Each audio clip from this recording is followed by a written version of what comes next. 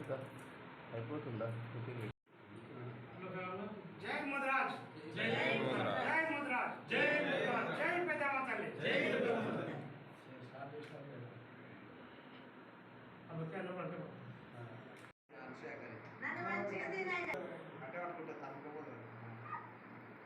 అవును మరి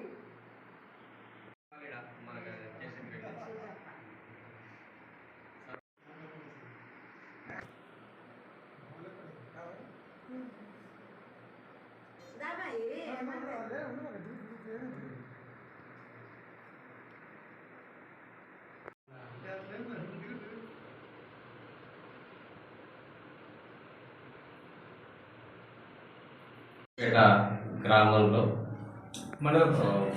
కేశంపేట మండలము తర్వాత కేంద్రంలో గోపాల్ ముదిరాజ్, అనసూయ ముదిరాజ్, తర్వాత కొంతమంది గ్రామ పెద్దలు, ముదిరాజ్ సంఘ అధ్యక్ష, ప్రధాన కార్యదర్శులు, సభ్యులు ఏర్పాటు చేసిన ఈ సమావేశంలో మొట్టమొదటి ముదిరాల తరఫున గౌరవనీయులు రేవంత్ రెడ్డి గారికి జనగణన చేసి ముదిరాల అతిపెద్ద జనాభా అని చెప్పి జనాభాను నిర్దేశించినందుకు గాను వారికి ధన్యవాదాలు తెలుపుతాను ముదిరా సంక్షేమ సమితి తరఫున. అయితే నిన్ననే మనం చూసాం, మనం ఎస్సీలకు వాళ్ళ వాటా ఎంత ఉందో అంత ఇస్తూ 15% అందరికీ అందాలనే విధంగా వర్గీకరణను చేసినప్పటికీ వాళ్ళు కొంత అసంతృప్తిని వెదజల్లడం జరిగింది. కానీ ఈ రాష్ట్రంలో 1970 నుంచి నేటి వరకు కూడా అసలు రిజర్వేషన్ల ఫలాలు అనేవి ఏంటి, ఇక్కడ విద్య ఉద్యోగ అవకాశాలు అనేవి ఎలా ఉంటాయి అనేది, ఈ ఆర్థికపరమైనటువంటి అంశాలు కావచ్చు, ఏ అంశంలో కూడా ముద్రాలకు తీరని అన్యాయమే జరుగుతూ వస్తుంది. దీనికి ప్రధాన కారణం తెలియదు కాదు ప్రభుత్వాలకు, అసలు రిజర్వేషన్స్ అనేది లేకుండా చేసేది ముద్రాలు. కాబట్టి దీన్ని గుర్తించి ఆనాడు 2009లో గౌరవనీయులు రాజశేఖర రెడ్డి గారు జీవో 15 ఇవ్వడం జరిగింది.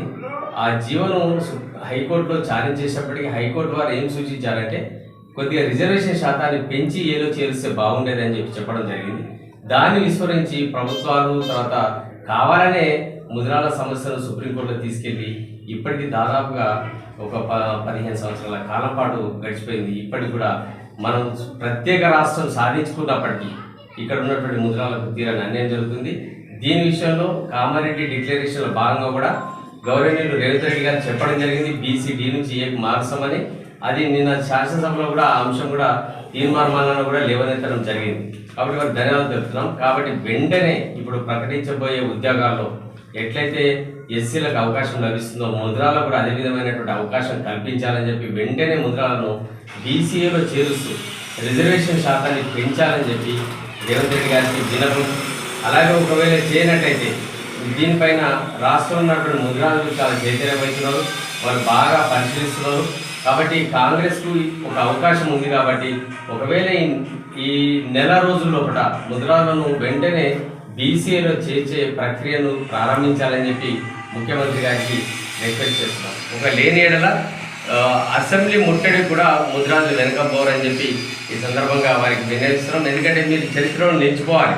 ముద్రాలకు మేలు చేసినట్టయితే ఈరోజు ఎస్సీలకు మీరు అంత మేలు చేసినా మిమ్మల్ని విమర్శలు ఎదుర్కొంటున్నారు మీరు. కానీ ముద్రాలను ఏ గ్రూప్లో చేర్చినట్టయితే రేవంత్ రెడ్డి గారిని మిమ్మల్ని చిరస్థాయిగా ముద్రాలను గుర్తుంచుకుంటారని చెప్పి ఈ సందర్భంగా గుర్తు చేస్తూ దీనికి ముద్రా సంఘ నాయకులందరూ కూడా తోడ్పాటు అందజేయాలని చెప్పి ఈ రాజకీయ అధికారంతో పాటు ఈ BC అనేది ముద్రాలకు చాలా ప్రధానమైన సమస్య. కాబట్టి దీన్ని వెంటనే పరిశీలించాలని చెప్పి ఈ సందర్భంగా కేశంపేట నుండి ముద్రాల పక్షాన ముద్రా సంక్షేమ సమితి రాష్ట్ర అధ్యక్షునిగా అల్లదుర్గం సురేష్, తర్వాత కన్వీనర్ నారాయణ గారు, తర్వాత మన కటికల శ్రీహరణ గారు, తర్వాత అనసూయ మేడం, మీ అందరం కూడా ఇక్కడ మేము పోవడం జరుగుతూ ఉన్నది. కాబట్టి దీన్ని వెంటనే పరిగణలోకి తీసుకోవాలని విజ్ఞప్తి చేస్తాం. జై ముదిరాది కార్యకర్తలందరూ కూడా ఈ యొక్క ప్రస్తుతం జరుగుతున్నటువంటి యొక్క పరిణామాల దృష్ట్యా మన BCలను బిల్లును అసెంబ్లీ ఆమోదించినందుకు 42% రిజర్వేషన్ చేయాలని తీర్మానించినందుకు ముఖ్యంగా మన ప్రియతమ నాయకుడు ముఖ్యమంత్రి రేవంత్ రెడ్డి గారికి, తర్వాత అసెంబ్లీలో ఉన్నటువంటి మొత్తం తెలంగాణ అసెంబ్లీలో ఉన్నటువంటి ఎమ్మెల్యేలందరూ కూడా దీనికి సహకరించారు. కాబట్టి పార్టీలకు అతీతంగా వారికి అందరికీ కూడా మేము కృతజ్ఞత అభినందనలు తెలియజేస్తున్నాం. అలాగే ఇప్పటి వరకు కూడా అసెంబ్లీలో ముదిరాజుల యొక్క వెనుకబడిన తనాన్ని రాష్ట్ర ప్రభుత్వ దృష్టికి తీసుకెళ్ళకపోవడం దురదృష్టం. యొక్క యువకులు ఉన్నారు, ఎంతో కాలం నుంచి వాళ్ళ హృదయాలలో రగిలిస్తున్నటువంటి రగులుతున్నటువంటి జ్వాలను బయటికి రాకముందే, బయటకు వచ్చి విధ్వంసం సృష్టించకముందే ఈ యొక్క కార్యక్రమాన్ని పసిగట్టి మాకు చిరకాలం నుంచి మేము 70-80 సంవత్సరాల నుంచి 50-60 సంవత్సరాలు 70 సంవత్సరాలు కూడా అయింది. ఆ కాలం నుంచి కూడా ఇప్పటి వరకు కూడా ముదిరాజుల యొక్క వర్గీకరణలో జరిగిన లోపాలను కానీ, వర్గీకరణ ప్రకారంగా మాకు BCDలో ఉన్నటువంటి వ్యక్తులను ఏలో చేర్చడానికి అప్పటి రాజశేఖర రెడ్డి గారు ఇష్యూ చేసినటువంటి GOMS నంబర్ 15ను కొట్టివేసిన తర్వాత పరిణామాలు, సుప్రీంకోర్టు పోయిన తర్వాత చేసినటువంటి పరిణామాలన్నింటినీ కూడా నిశితంగా ఈ తెలంగాణ రాష్ట్రం ముదిరాజులు దాన్ని పరిశీలన చేస్తూ ఉన్నారు.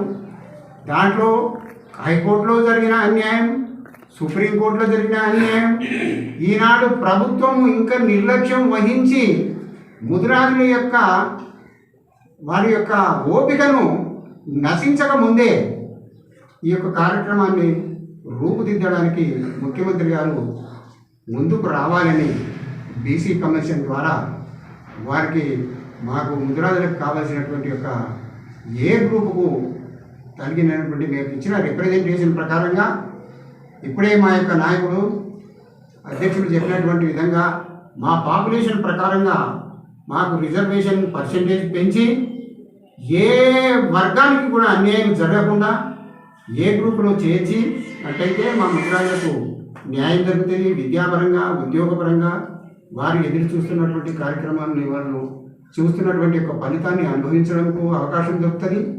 ఇట్టి కార్యక్రమం చేయడం వల్ల ప్రభుత్వానికి ఎలాంటి ఆర్థికపరమైనటువంటి అంశం కాదు. ఇది ఆర్థికపరమైనటువంటి భారాన్ని కూడా కలగదు. కాబట్టి ఆర్థికపరమైనటువంటి బలం, ఆర్థికపరమైనటువంటి ఈ సంశయంని కాదు. కాబట్టి మీరు తప్పకుండా దీన్ని పరిశీలించి మమ్మల్ని మా బాధలను దూరం చేస్తారని ఈ ప్రభుత్వాన్ని, ఈ మన ముఖ్యమంత్రిని రేవంత్ రెడ్డి గారిని, వారి అనుచరులను, అసెంబ్లీ వేదికలో ఉన్న పార్టీలను, అన్ని పార్టీలకు సంబంధించినటువంటి మా శాసనసభ్యులందరినీ కూడా వేడుకుంటూ ఈ కార్యక్రమాన్ని మా చిరకాల వాంఛను నెరవేరుస్తారని కోరుకుంటున్నాను. జై మాతా.